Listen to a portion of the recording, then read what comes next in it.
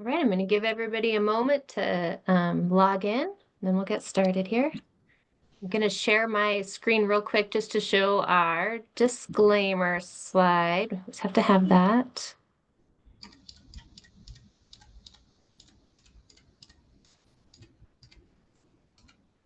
You see that okay? Let me go back. Yes, I can see that perfectly. All right, well, we'll go ahead and get started. Just welcome everyone to our final installation for our Stroke Month webinars. We're really thankful today to have Dr. Sandhu present on ischemic stroke. All of you who don't know, Dr. Sandhu's been a fantastic champion for Mission Lifeline Stroke South Dakota. He is also the stroke medical director at Sanford and Sioux Falls. Is just a really great and fun expert to have on our executive committee and working with us. Just a couple of housekeeping items. If you have any questions, go ahead and pop them in either the chat, or I think there's a Q&A box. And then also at the end, if you want to come off mute, if you raise your hand, I can unmute you and you can answer some questions, or we can answer questions that way as well. And I will put in the chat where you can find the links to all of our Stroke Month recordings. They've all just been fantastic. And then I'm also going to add in some additional education we have coming up in June, where we will be doing 2 stroke boot camps, one in Yankton at Avera Sacred Heart, and then we'll be hosting one in Spearfish at the Holiday Inn. So hopefully those of you in the area can register to attend those boot camps as well. With that, here's just our quick American Heart Association disclaimer that the opinions expressed in this webinar are solely those of the presenter and may not necessarily reflect the AHA or ASA's official positions. This webinar is not intended for is intended for educational purposes and does not replace independent professional judgment. And the AHA does not endorse any product or device. Okay, with that, I'm going to pass the sharing power over to Dr. Sandhu to take it away. Thank you, Johnny. Can you guys see the? Yep. Okay. All right. So this is what we're going to be talking about. I'll. It's a data heavy slide. That's simply because thankfully most of what we do is supported by data. And especially true of everything to do with acute ischemic and hemorrhagic stroke here. I have a few case examples, and I may go forward and back along the presentation, and that's simply because I am deeply disorganized, and I just finished putting my images into the presentation, so they're all over the place. So bear with me. This is who I am, and what we will be talking about is ischemic stroke with little sprinkling of hemorrhagic stroke also. Why do we need to talk about this? Even to this day, and these are statistics going back about 20 years or so, since the American Heart and Stroke Association started keeping all of these statistics and started paying more attention to these statistics. To this day, the single largest cause of disability in otherwise productive adults in North America, I mean, including Canada, in this, that is true. This is not true in the rest of the world, but here it is. We continue to have almost 800,000 new stroke patients every year. There's about 2 million cells that die for every minute that we don't get perfusion back. And 56 billion is the healthcare cost every year on patients who have a diagnosis of acute stroke. Huge problem, both financially, loss of productivity, and loss of life. Hopefully, by the end of this, what we will be able to identify is what were in the past 6 years, 6.5 years or so, the big trials affecting acute management of ischemic stroke and hemorrhagic stroke that came in. I will talk a little bit short, brief introduction of tenecteplase over alteplase, and there's more and more data that supports the use of tenecteplase over other intravenous lytics. We will talk for a couple of slides, I think, about the time windows for both the intravenous thrombolysis and mechanical thrombectomy as they've changed.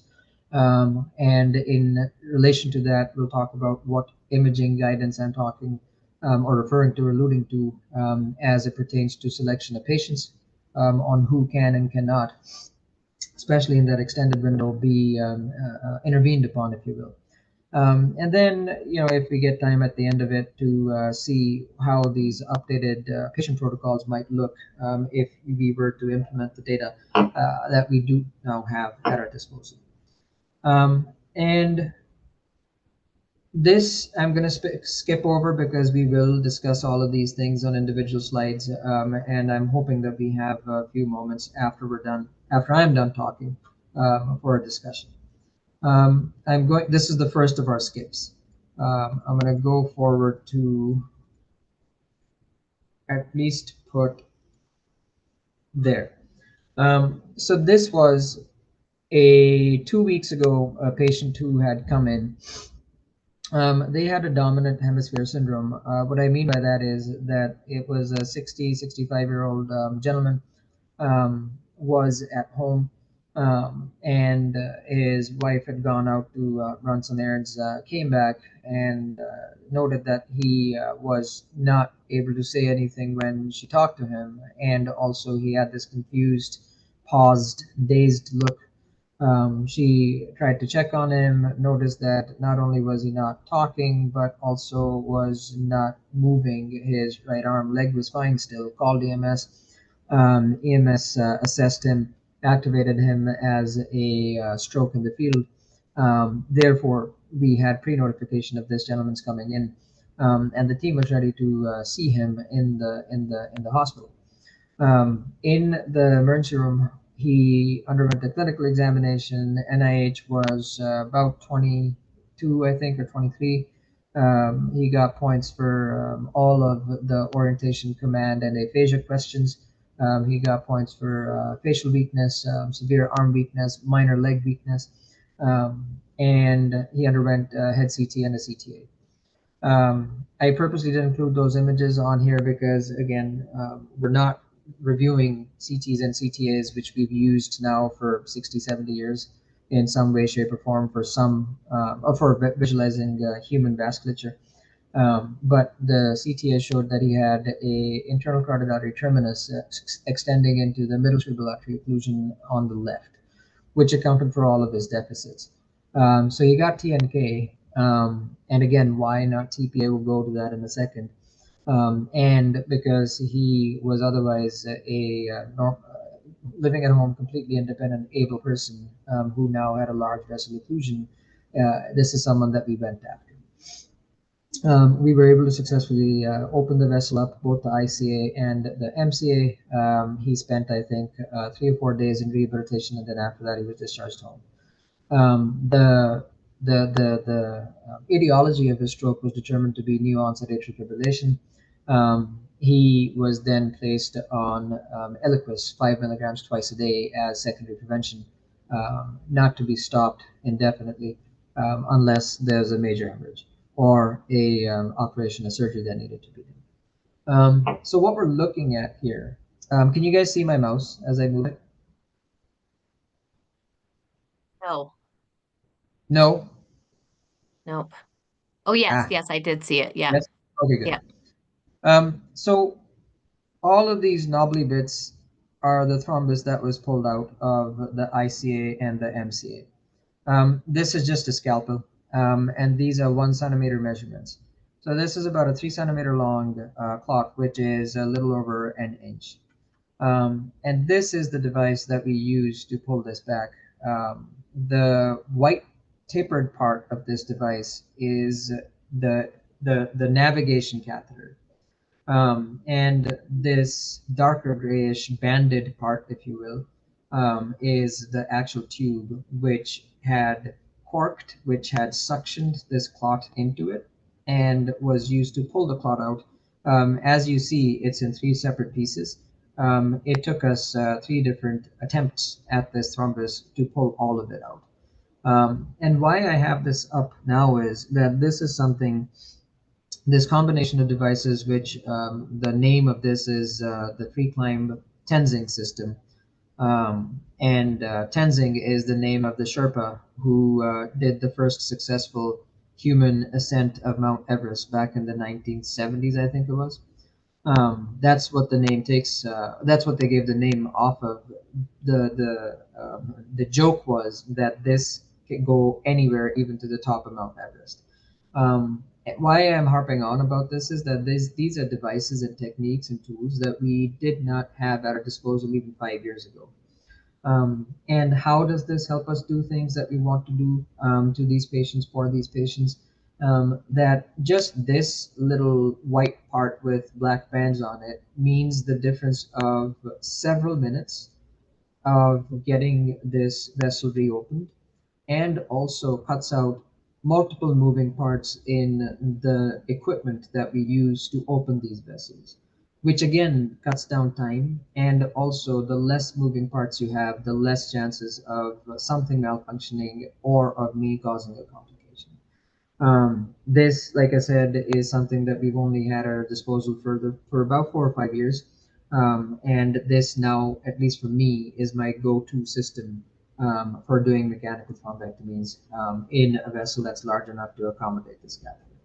So, having said that, let's go back to my slides in some form of an order. There we go. First part, the first slide. These were big, huge, deeply impactful trials that came out right at the beginning of our 2019 and late 2018 period.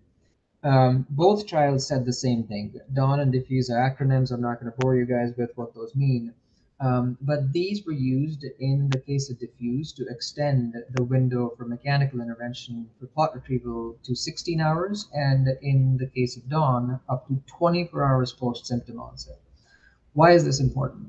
Because just by expanding the time window, which used to be only 6 hours prior to these trials, you now have, as this line says, increased by 4 times, by a factor of 4, the patients who are eligible. They may or may not benefit, but they're eligible for these mechanical thrombectomy interventions if, again, all of the rest of the things that need to fall into place do fall into place. And what is the difference? And that's why this is all in bold and red. In Diffuse, they showed 45% versus 17% functional independence. That's an absolute difference of almost 30%. And then in Dawn, they showed 49% versus 13% functional independence in favor of thrombectomy. That's an absolute difference of 36. These are massive differences. This is a third of all patients. This is 30% and 36% increased in the level of functional independence of these patients. And to put things into perspective, most medical interventions that we do, their absolute difference by which success is measured and by which we get them through CMS, Medicare, Medicaid, FDA, whatever the case is, they're low double digits, 10%, 15%, 8% difference in intervention versus non-intervention groups is deemed to be highly successful. With mechanical thrombectomy especially, our differences in the benefit and in the favor of the thrombectomy in this case, they're upwards of 30%. That's massive. No interventions, at least ones that have been studied with randomized control trials, have ever showed this large, this consistent, and this persistent a deficit in such a severe disease population. So therefore, currently, what do we do? If a patient is within the first 4.5 hours of symptom onset, assuming that they have a known last well time or onset time, they are assessed first for intravenous lytics. In a very carefully selected set of patients, you assess intravenous lytics up to 24 hours. But in all patients, 24 hours and sometimes even later than that, based on imaging, you assess them for suitability and feasibility of mechanical thrombectomy if they're candidates. This is one of the key tools of this assessment algorithm. This is just a picture from one of the NEJM articles. So this is not my picture. This is a stock image. The perfusion imaging is what we use to determine how much, in this example, is infarcted, therefore not salvageable, therefore not reversible, which is this pink part of the scan, and how much of this is at risk but reversible because the stroke has not become permanent, which is green in this picture. So if this is again left hemisphere infarction versus ischemia, if you look at the difference in size of the established lesion, 23 mils versus 128 mils, that is 100 cc's of potentially salvageable, potentially savable tissue. And these two pictures would mean the difference between the picture on the left, the one with the pink coating, being someone who has some amount of dysarthria, someone who has some amount of dysphagia, someone who has probably expressive more so than receptive aphasia, but can use their leg and to a certain extent their arm. Versus this person is nursing home bound because they've infarcted the whole of the left MCA territory, which means they're going to be deeply aphasic, which means they're going to be severely paretic on the right side, if not plegic, which also means that they'll be dependent on alternative sources and routes of nutrition like a core pack or a G-tube. This is the difference between these two. And the aim for all of these interventions is to stop the pink turning into the green, or whatever, like I said, color coding you have on your CT perfusion images. All, I should say, comprehensive stroke centers have the capability of and algorithms and protocols to do perfusion imaging of some sort. It could be MRI perfusion, it could be CT perfusion. We do CT perfusion. And some primary stroke centers also have 24/7 availability of CT perfusion. There's debates, and there continue to be debates in the field as to what is the usefulness of CT perfusion. CT perfusion seems to follow this extremely peaks and troughs trends. It's in vogue 1 minute and everyone despises it the next minute, and then it's in vogue again the third minute, and so on and so forth. I've generally been a fan of CT perfusions, and I continue to do them. These days, by the way, everyone likes them again. Um, so the second part of this, that was the extending the time window. So going back to that same picture, what if this person already has what the greens in this perfusion image? What is that had already turned into pink, or most of it has turned into pink? What do we do now? And the next slide addresses what do we do now. This is all in all of these trials, these acronyms that I mentioned, they all started in the 2021-22 years, and then a lot of them were finished in 24 over the course of the year.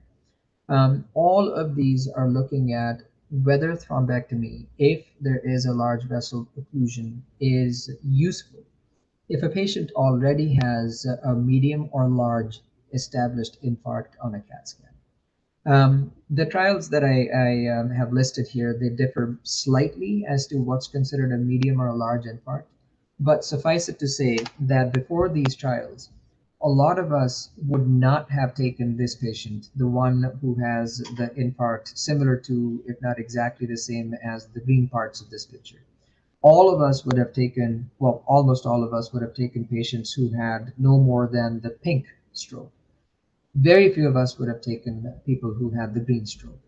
These trials, they showed that even people who have as large of an infarct as this 128 milliliters, for instance, in our example, those patients also should not be summarily excluded from the mechanical thrombectomy. And what was the key data points? Number one, these patients had better functional outcomes, and the effect was as durable as 12 months and counting. And again, going back to the functional independence level, it was almost 3 times more functional independence in patients who had large infarcts and underwent successful recanalization versus people who received best medical care. And best medical care means ICU, neurocritical care teams, neurosurgery on standby, hyperosmolar therapy if needed for swelling, for malignant edema, hemicraniectomies when appropriate, ventilation for as long as they needed, alternative routes of nutrition for as long as they needed, all of the things. The only difference, and these cohorts were extremely well matched. The only difference in the ones who did well and the ones who didn't was the ones who did well, to the tune of 20% did well. They received successful recanalization treatments. So not only have we extended the window of time that we can intervene on these patients out to 24 hours post last known well or unknown onset of symptoms, but we've also expanded the size of strokes, already developed strokes, that can still benefit from successful return of circulation. Um, one caution to everyone who's on this call: remember that even with successful recanalization, out of an 1,800 patient meta-analysis, only 20% made it to functional independence. Significantly better than the 7.5% who didn't, than the 7.5% who did in the non-intervention arm. But these are not 50-60% people who are going to make it to functional independence. So when we consult patients about the utility, usefulness, and the efficacy of these therapies, this is an important piece of information to convey to patients' families, because otherwise you give them a false sense of hope, and in what is a deeply disabling disease condition. Before these trials came out, like I was saying last year, we did not have any good therapy other than hoping that a patient makes it out from a large MCA infarct, which is evidenced by only 7.5% functional independence in, again, an 1,800, almost 2,000 patient cohort. So yes, the treatment is extremely effective, but the disease process is still very morbid and a high degree of mortality. This is what a large core infarct also looks like. This is one of our patients. It might be slightly difficult to see, but there's a zone, sharply defined zone, which is what I'm tracing out with my mouse cursor, which has the infarct that's established, all of this. But the rest of the hemisphere, and of course the opposite hemisphere, is perfectly healthy.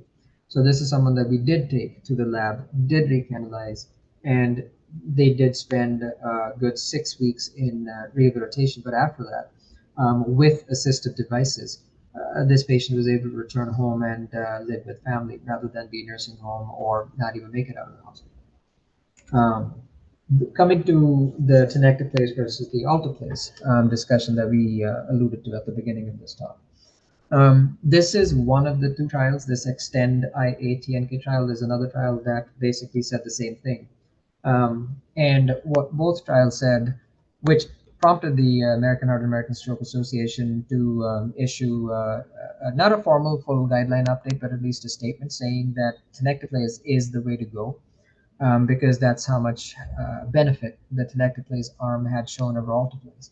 What is the benefit? It is more fibrin specific, has a longer half-life, penetrates the clots better, and there's one single neuro dosage rather than going and calculating doses, etc. It is also a single bolus, so you don't have to fraction the dose. You don't have to run it over the course of an hour, hope that the IV doesn't get dislodged during the course of transfers and transports. And also, it is less likely, and this has been proven, to cause symptomatic intracranial hemorrhages. It is also seemingly more efficacious than TPA, ever was in recanalizing large vessels. The recanalization rates for TNK are significantly higher than TPA. So most large hospital systems have switched to using TNK exclusively when it comes to ischemic strokes. And that is what we do in the emergency rooms also. This is similar to the mechanical thrombectomy arm, but this is for intravenous lysis now. And these are older trials, hence the use of alteplase and not tenecteplase. But what we did was we said, well, why are we stopping at the 4.5 or 3 or 6 hour window for patients for intravenous lysis? That was based on data initially from the mid 1990s in the seminal NINDS TPA trial, and then some data that came out of European studies of intravenous lytics, which had said that a carefully chosen set of patients, they benefited from intravenous lysis up to the 4.5 hour window, and then an even smaller segment of patients in the 6 hour window. What this extend trial did was they used perfusion imaging, that same CTP imaging that I had put up here. They used perfusion imaging to see how many of these patients that were presenting in the 4.5 to 9 hour window had small infarcts, established ones, the pink ones, but significantly larger impending infarcts, the green ones. And again, not going into the details, people who had a favorable perfusion imaging, those were given intravenous TPA at the time and not TNK. As again the slide says, we doubled the treatment window for appropriate patients, and there were, because of this, 40 to 50% more patients who were going to be eligible for intravenous lysis. And if you think back to the first slide that I had put up, the size of the problem, 40 to 50% of 800,000 patients is close to 400,000 patients. That's the difference. It's not exactly those same numbers, but just to put things on scale, just to put things into perspective, this is the possible additional number of patients who can then be assessed for suitability and safety of being given intravenous license. These both the extended window of intravenous lysis and also the extended window of intraarterial lysis, they're critically dependent on imaging though. And that continues so far. That continues so far to be the Achilles heel of acute stroke management. That it is unacceptably resource intensive so far.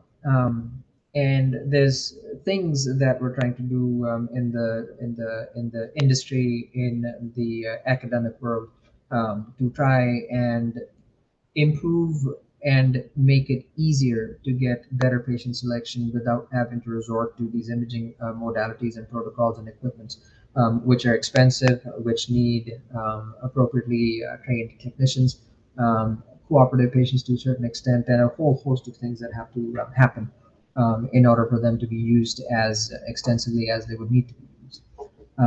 But again, both the intravenous lysis window and the intraarterial lysis window is much longer now than it ever was in the past. In the case of the IV therapies, up to 9 hours afterwards, is all as long as the patient satisfies these inclusion criteria. And then as far as the mechanical thrombectomy window is concerned, 24 to, in certain cases, even 36 hours.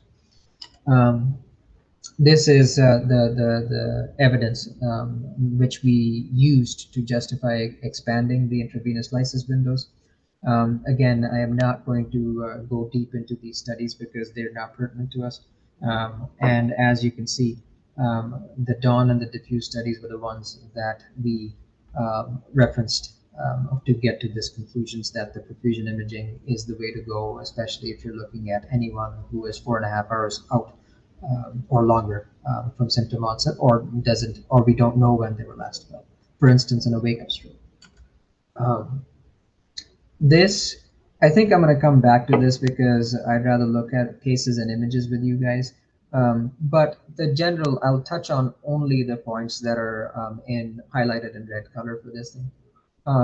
For the primary care providers amongst us, what this means is that paradoxically, even though our treatment window is longer, because a lot of these patients can benefit more from acute interventions, more patients now need to be transferred more quickly to a comprehensive stroke center that can do these things. And by these things, I mean 24/7 perfusion imaging, 24/7 MRI imaging, 24/7 clot retrieval if the patient is a candidate.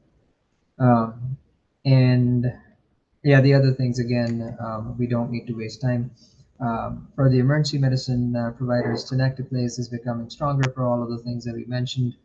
Safer, quicker to administer, don't need to have patients on an infusion, more clot specific, therefore less chances. therefore more effective, and yet less chances of causing hemorrhagic conversions. Um, presenting patients, CT perfusion should be available. Some of us are still hemming and hawing on whether to use perfusion or not. Can we just use CAT scans? Data does not yet support that. There are trials underfoot. That's what I was alluding to when I said that we're trying in the industry and then also in the medical field to see if we can use simple images like CAT scans to calculate the level or to calculate the size of the stroke that is irreversible versus the size of the stroke that could happen if the vessel wasn't opened up again. But that's all currently going science. It's not established yet.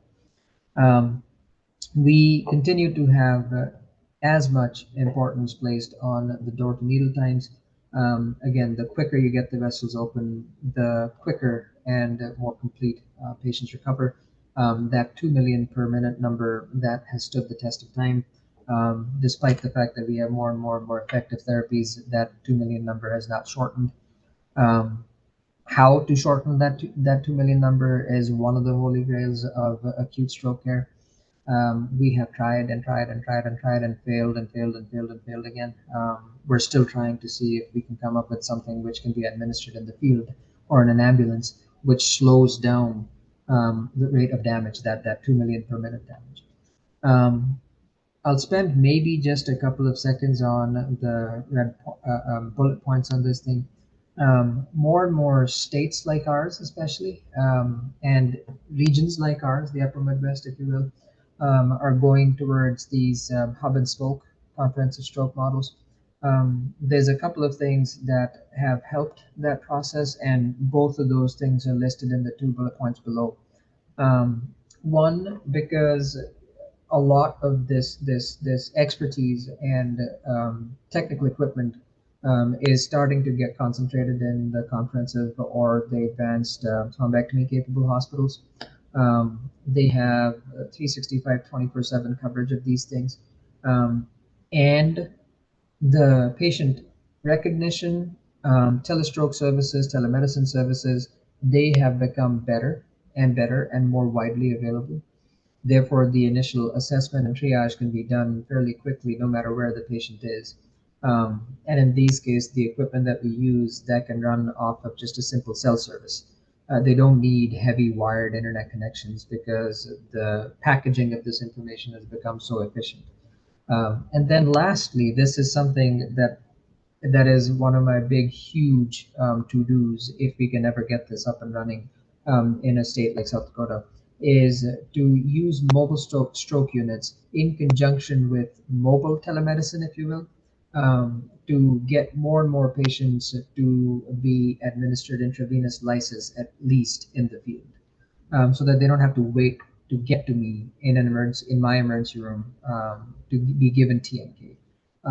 Rather than that, they get the TNK in the mobile telestroke unit after they've had a ambulance-based CAT scan or MRI scan. Believe it or not, MRI scans are lighter in this case than CAT scans. And then, if eligible, be given intravenous TNK by the time that they come to me or any of my peers. So those are some of the things that we have gotten better at and are trying to get even better at, and are in the works. The telestroke units, mobile telestroke units, they have been tested in the U.S., large cities in the U.S. New York has tested them. Houston and Dallas have tested them.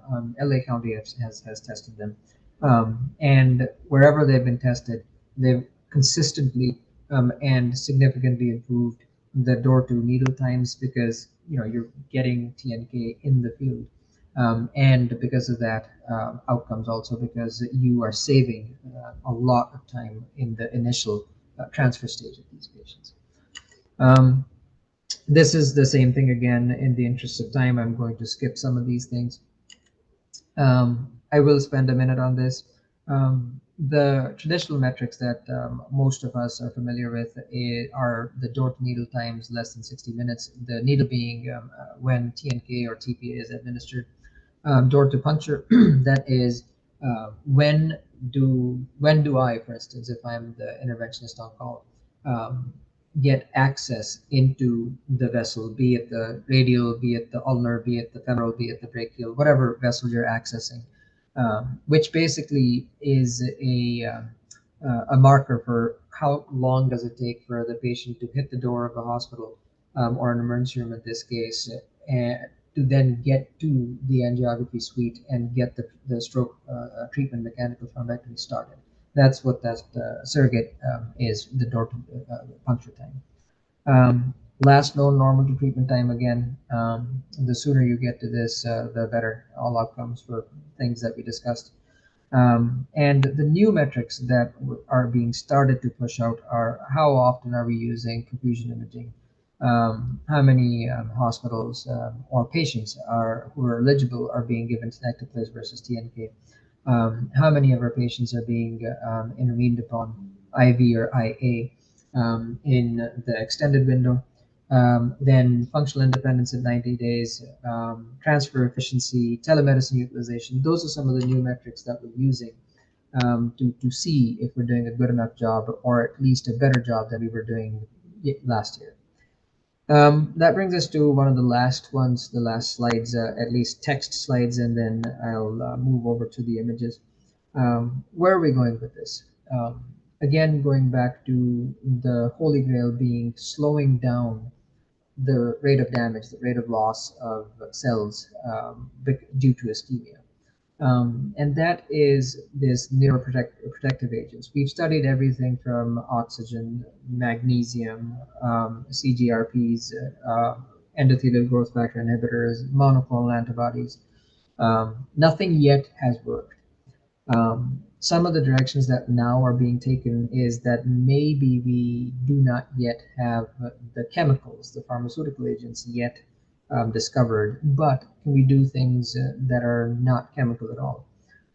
One of the big pushes is, can we use almost an analog of lithotripsy, focused ultrasound, to break these clots open?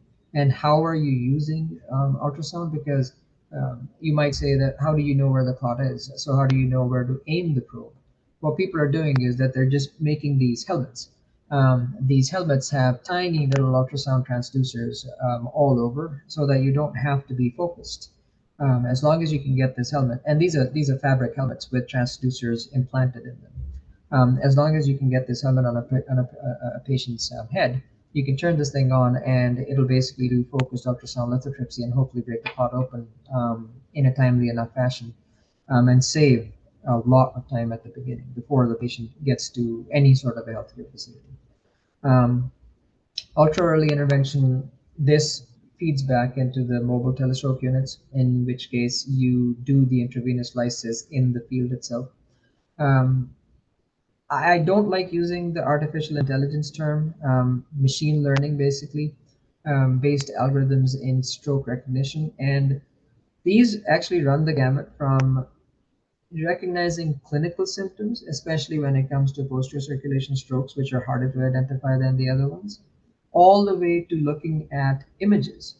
Remember, I was saying that one of the things that we are trying to do is to see if we can come up with a consistent enough way of identifying these things, strokes, established, reversible hemorrhages, just on head CTs.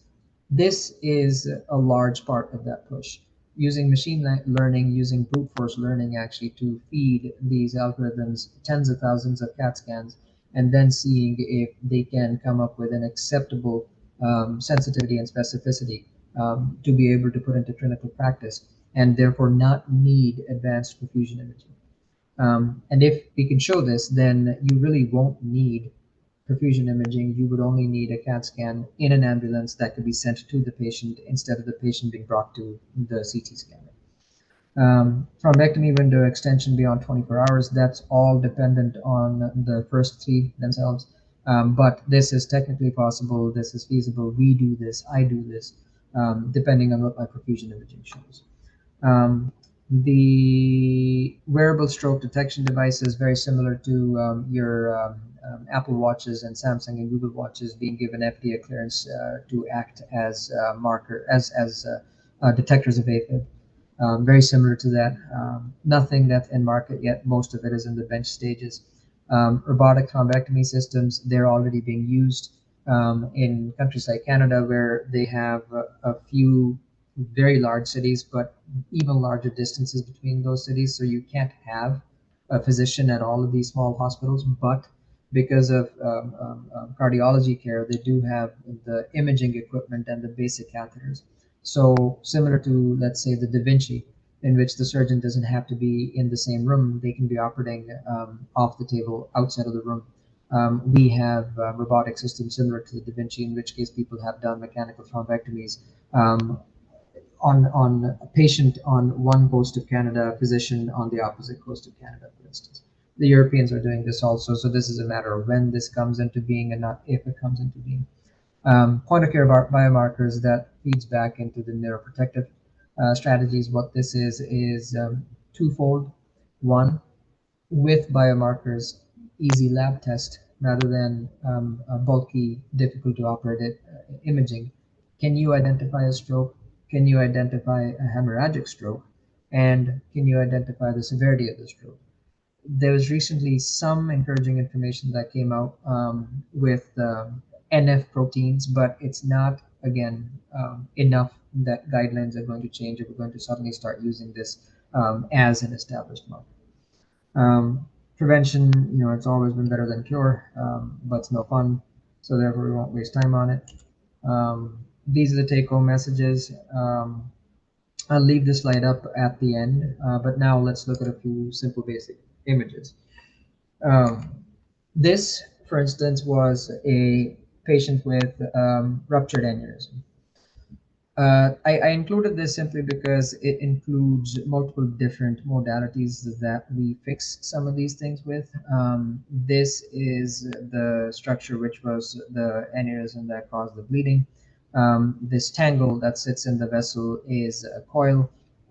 This is a sleeve. I don't like to call them stents. They generally function like stents, but these are called flow diverting devices because they divert flow away from the aneurysm. This is a fairly dense mesh, and it slows down any penetration of blood into the sac, the aneurysm sac.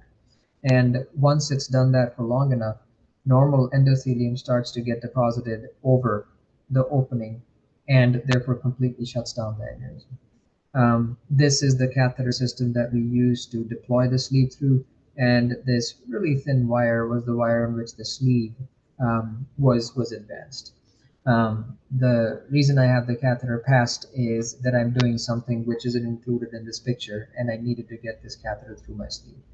Um, Easy, good, clean way because you don't have to spend too much time in the aneurysm, which is the most dangerous part of all of these procedures, because I can cause iatrogenic perforations by not being careful with the coils or putting too many coils in. This is that mechanical thrombectomy patient's clot that we had first started our discussion with.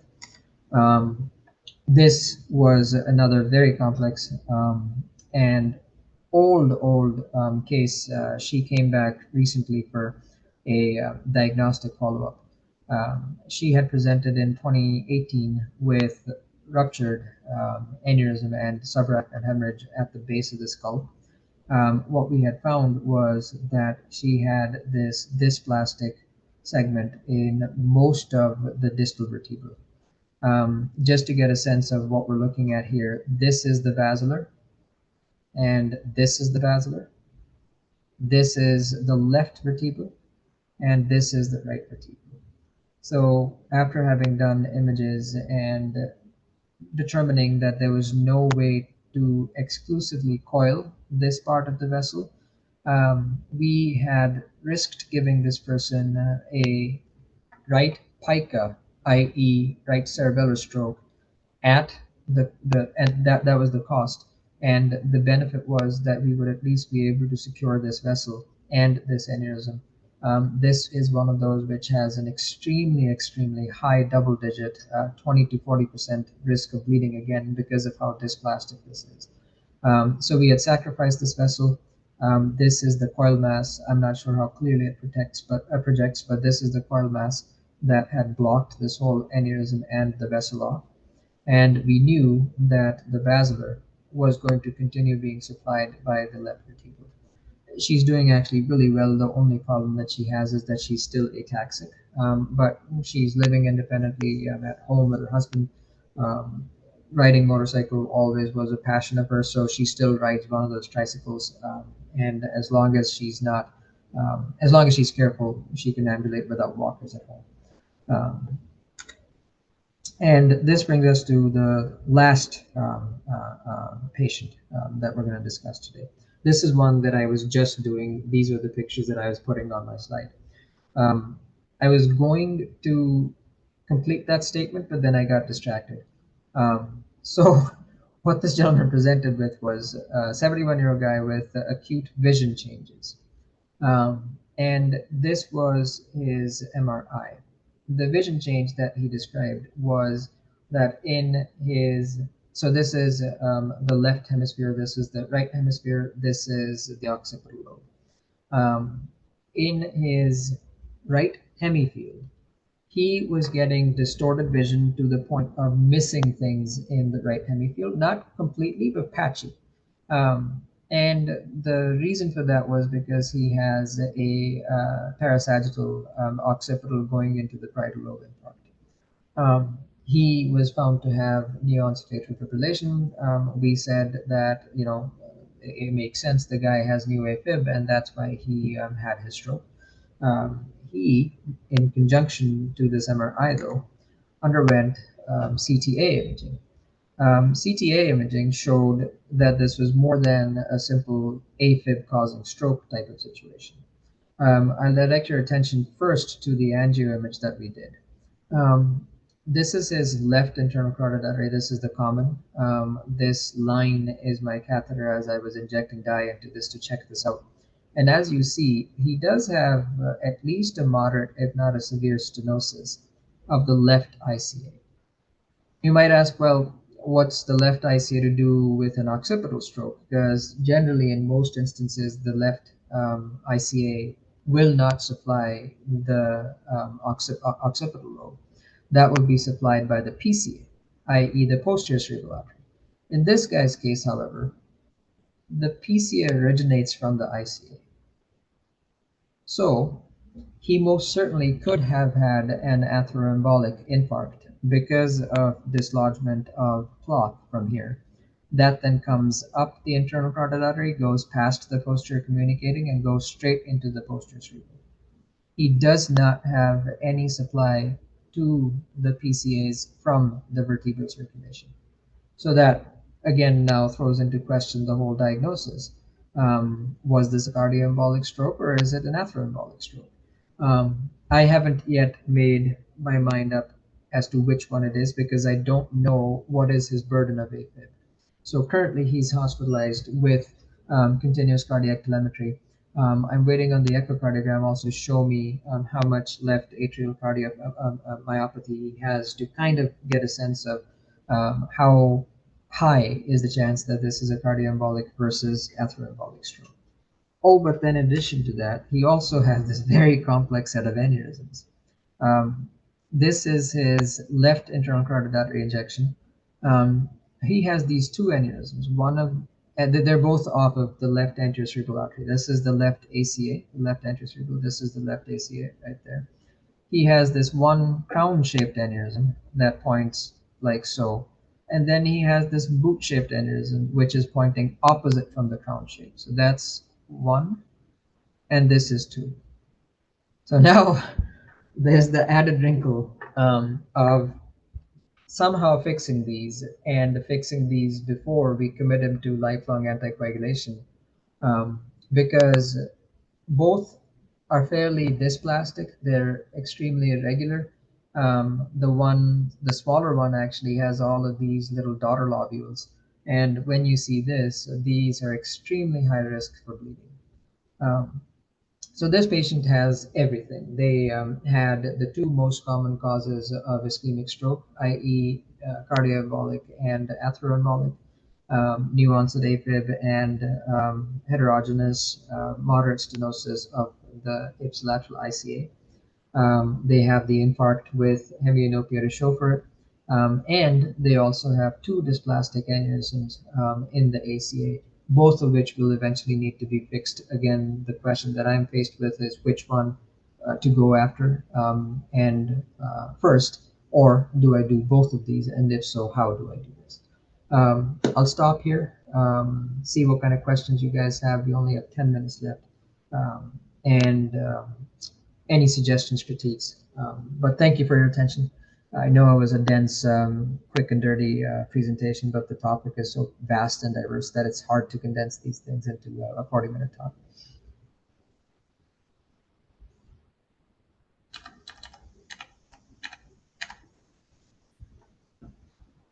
Okay, thanks, Dr. Sandhu.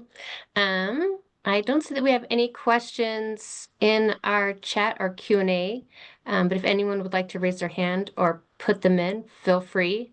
I do have a question. So, to get to you is like considered the definitive care. So what are the most important you know, like education topics do you feel, when you receive patients from outlying facilities, like, LVO assessment, the NIH stroke scale, like where do you see the need for education by the time the patients come to you? Two parts to this. The first is the education to the families. The second is the education to everyone who sees the patient before I do, and then send the patient to me. As far as the families and patients themselves are concerned, I think it's time to be just a little bit more specific about the whole BFAST business, and then also the T of that BFAST is important to.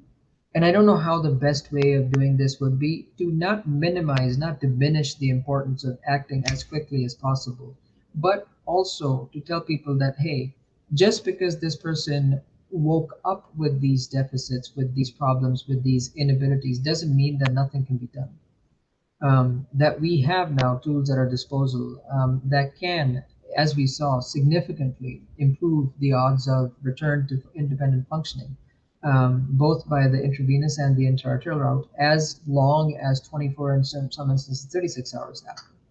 Then the EMTs, the outlying hospital emergency room providers, nurses, um, for them, similar things. Number one, time is never any less important than it was always and has been. But also, the clock doesn't stop, the time doesn't run out at the 3 or the 4.5 hour window. It continues.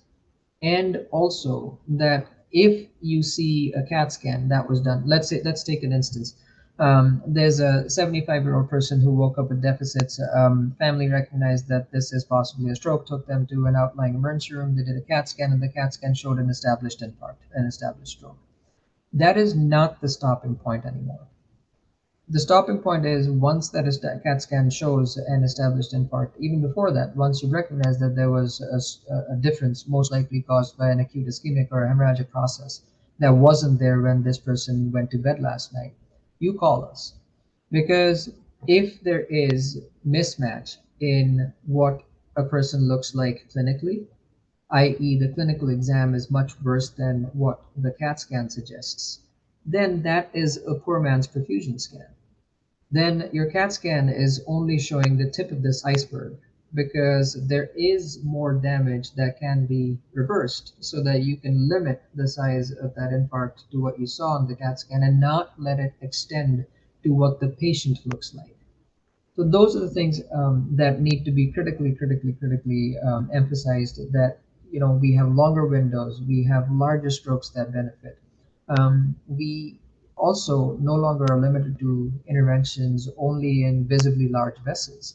We can intervene in the extended window on people with no visible vascular effusions. And I didn't include any slides about the medium vessels and the distal vessels.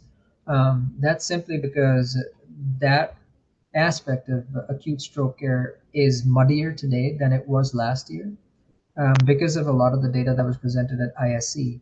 But for the rest of us in the audience, basically what I'm talking about is that we have completely established, validated many times over, evidence that supports reopening vessels that are called large vessels. Those large vessels would be your ICAs, vertebrals, basilars, PCAs, ACAs, MCAs. But as you start getting into the more distal branches of these, do you have the same amount of benefit, or do you need to be more picky in the patients that you take to the lab? That I didn't include, but there's more data again that's coming out, will be presented next year, that is going to show evidence that that too will be beneficial. Which again brings me back to the point of if you have a person who has stroke deficits, then the idea is to call us because these distal vessels, for instance, they are subtle enough that they may not be picked up by a non-neuroradiologist. If it's a general radiologist who's looking at these images, they may not pick them up because they don't have the clinical history of the patient. They don't know what the patient looks like, so they don't know where to look. Those are the things that I would emphasize as we start, spreading the net of education to not just the Sanfords and the Averas and the Monuments and the Watertowns and the Yanktons of the world. That's what I would hope that we emphasize. Yeah, it's great. There's just so much, they're just moving forward so much on stroke every year, every day. It seems like something new. So it's fantastic information.